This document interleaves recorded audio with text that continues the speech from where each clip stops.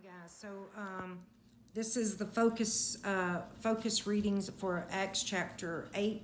I gotta divide it up.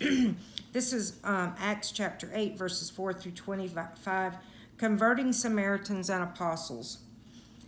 Jesus predicted that his disciples would take his message not only to Jerusalem but also to Judea, Samaria, and the ends of the earth. But at the start of Acts 8, the church had not yet left Jerusalem. Several years had probably passed since Jesus uttered his command, but it would take persecution to move the Lord's people to obedience. Jerusalem was not the apostles' home. The church had no buildings dedicated for its use. The authorities certainly had not welcomed the presence of their movement. Why were the apostles reluctant to leave? One leading factor was that apostles had been raised in a culture that was deeply divided along ethnic lines. Preaching the gospel to Jews in Jerusalem was a manageable challenge, but to preach to Samaritans was worse than difficult. Cultural barriers may have kept the apostles in Jerusalem despite Saul's persecution. It took a man who was probably a Hellenist Jew, and Greek-speaking, to cross the Jewish-Samaritan divide. Philip was a veteran cross-cultural worker and knew firsthand what it was like to be considered a second-class citizen. When he preached Jesus in the city of Samaria, multitudes responded. The gospel broke through a centuries-old wall of separation.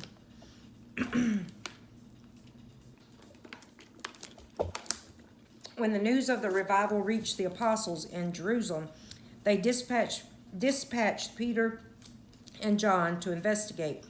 The two Galileans must have been stunned and humbled by what they saw. John, who once wanted to call down fire from heaven on unbelieving Samaritans, now joined Peter in praying for the Holy Spirit to fall on the new believers. Ironically, Peter condemns Simon the magician for wanting to purchase the Spirit's power with money. I see that you are poisoned by bitterness and bound by iniquity, Peter said. Yet a poison of bitterness and bondage of iniquity were also evident in Christians who allowed ethnic differences to keep Samaritans and others from entering the kingdom. Peter and John returned to Jerusalem changed men. Along the way, they preached in Samaritan villages. Samaritans were now embracing the gospel, and at least two of the apostles were beginning to embrace Samaritans. The next one is on Acts chapter 8, verses 18 and 19, the illusion of power. Simon's request was motivated by the same lust for power that drives today's political, entertainment, and business arenas. Popular culture invests famous politicians, actors, athletes, CEOs, and other celebrities with an illusion of unusual importance. Christians even create power figures out of preachers and other speakers, worship leaders, and the authors of Christian literature. But God's power has little or nothing to do with spotlights or acclaim. Simon had adopted the world's perspective on power. Showered with the uncritical adulation, he became convinced of his supposed superhuman significance, and his entire worldview became distorted as a result. It's easy for us to sit back and judge Simon, but we should ask ourselves if we too have succumbed to the illusion of power. Like, one, how much do you daydream about becoming famous or just well-liked? Two, do you listen to people who are unimpressed with your social status and willing to let your weaknesses slide, or do you prefer only to associate with people who praise you? Three, how much do your status and position define who you are? How would you react if you were to lose it all? Very good questions we need to ask ourselves. All right, and then the next one is Ethiopia, Acts chapter 8, verses 27. These are just points. An ancient African nation that included Egyptian territory south of Aswan, A-S-W-A-N, sometimes called Nubia or Cush, Nubia, N-U-B-I-A, and Cush, C-U-S-H, known for the Blue Nile and White Nile, papyrus boats, and precious topaz, controlled by Egypt until after the time of David, populated by descendants of Ham, the father of Cush, and Mizraim, M-I-Z-R-A-I-M. Ethiopia and Egypt were tightly linked throughout history.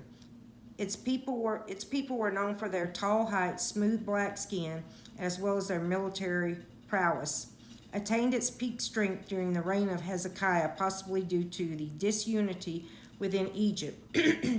The conquest of Ethiopia by Babylon was foretold by Ezekiel and Jeremiah. Isaiah predicted its conquest by Persia. God cared about the Ethiopians and promised that they would be among those who came to Jerusalem to worship the true God. All right, the next one is Acts chapter 8, verses 27 through 39. The message spreads to Africa. The Ethiopian treasurer was likely a convert to Judaism.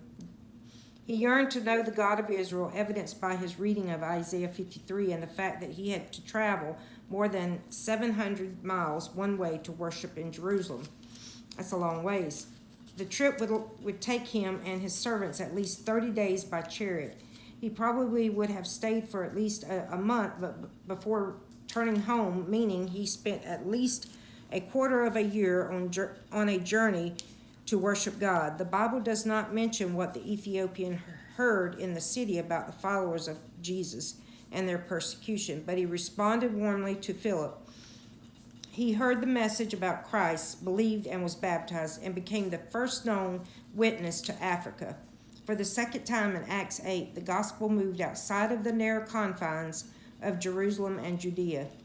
God once again used Philip, the Greek-speaking table server, to accomplish a monumental task.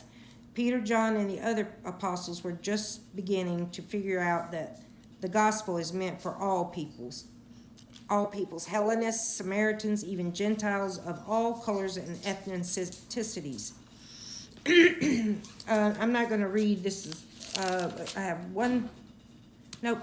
That's it, guys. So, I hope you enjoyed today's reading. I'm gonna load this one up, Sweet Home Heaven, and then go to the other my other channel, Michelle Lokerson blog, and that's where I'll read a devotional. I hadn't loaded that yet.